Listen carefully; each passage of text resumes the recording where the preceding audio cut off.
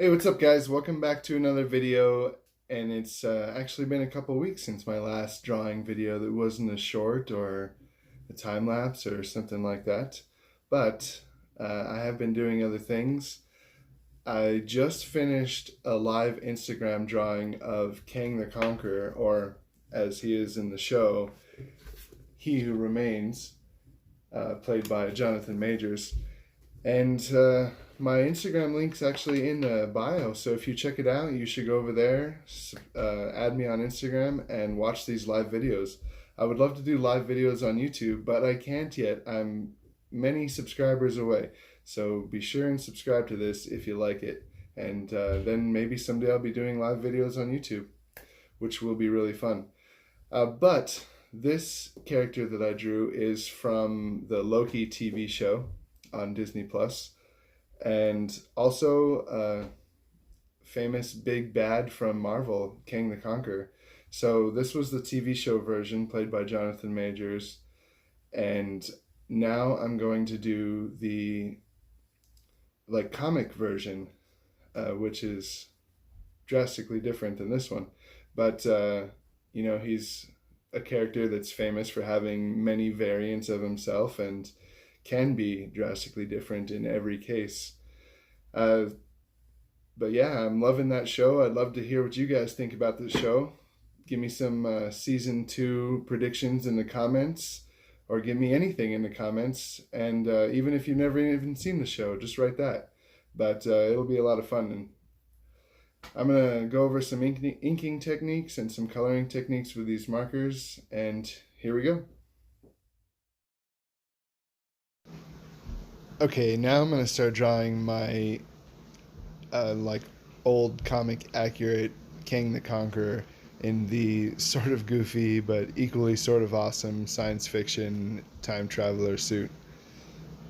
Kang the Conqueror is a descendant of Reed Richards and is most notably known for being a time traveler and a villain, and as such has all kinds of different variants of himself, but has become slightly popular again since they sort of introduced him in the Loki show.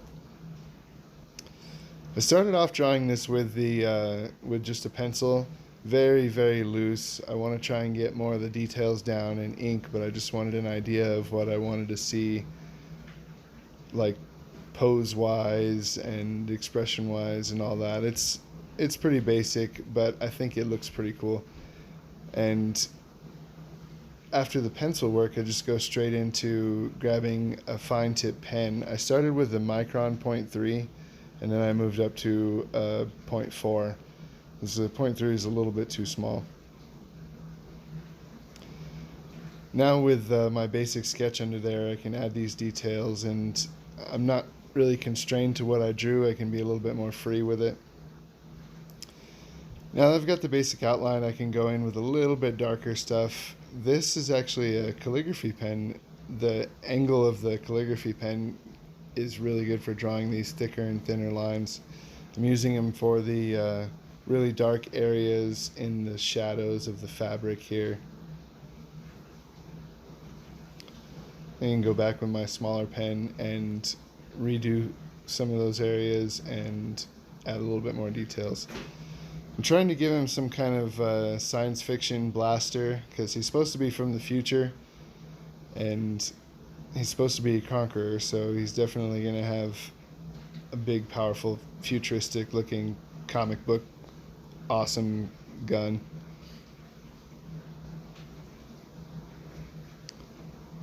And I didn't really research any guns, I'm just going off of imagination here. Just drawing a bunch of little lines and details and shaded to give it kind of an idea of a gun.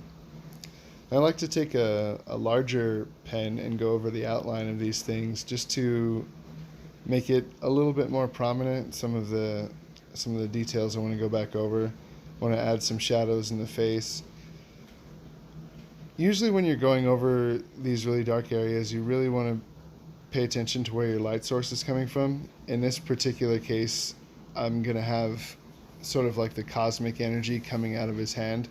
So it's going to be really bright where the hand is, and I don't want a lot of shadows in that area, so everything opposite of his left hand is going to be very dark. And the left hand itself is not even going to have any marks on it at all, because it's going to be where the light source is coming from. And then, as you can see, some kind of like lightning bolts or something radiating out from the hand.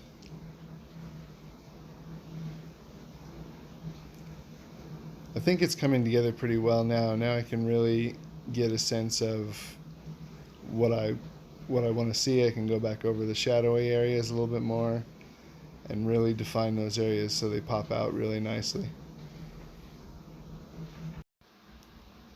Now I'm ready to start coloring, and you guys know me, I'm definitely going to be using some markers for this. It's my favorite medium, but most of the color of this guy is kind of like a maroon purpley red color, and I don't have anything that's going to go well with that.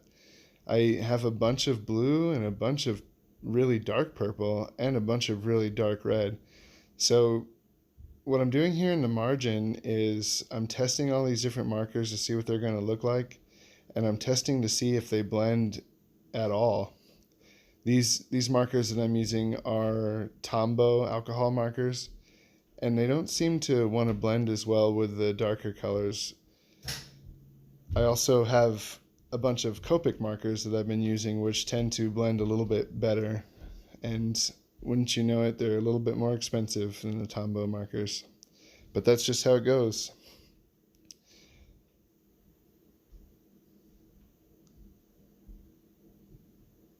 So I'm going to start off with the easier areas so I figure out this whole purple-red mess. The green, I'm just going to use one color for this, and it actually looks pretty good with the heavier shading from the ink, and then I can leave a little bit of the white paper underneath to show the light source. But now I'm going to have to do the purple color because he's mostly purple. And I'm just going to test some more colors and see what I can come up with. Where I wanted the light source to be in the blue hand, I'm just going to outline it in like a really, really bright, standout-y electric sort of blue. And then I'm going to take a sky blue later and kind of soften those edges a little bit.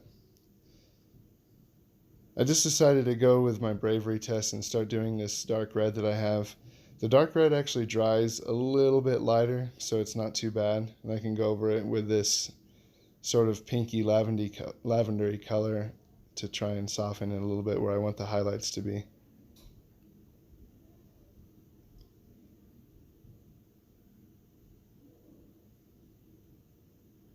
Another thing I'm going to try doing is actually like cross-hatching and leaving some of the lighter areas of the paper to help me out, so you can really see the difference in color textures. Since I don't have the right color, which is usually the case when I start off something, I have to rely on cross-hatching and blending techniques and things like that. After I start laying over this lighter purple color over the red, I'm starting to really appreciate what I've done so far. And I know that it'll kind of work out once I start cross-hatching both of these colors on top of each other and try and blend that way instead of blend by mixing the markers. I take my darker purple color and kind of go over the shadowy areas once again. Make them stand out a little bit more.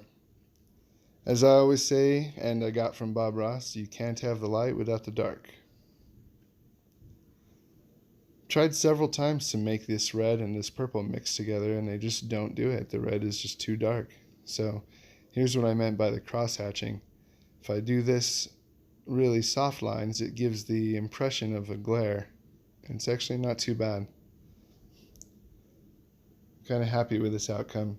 Add a couple more shadows in the green area. Now it's time to take that sky blue and soften those kind of electric areas out a little bit. Very important that I want to leave the white from the paper in between the lightning blasts and on the hand. just to really make that light source pop out a little bit.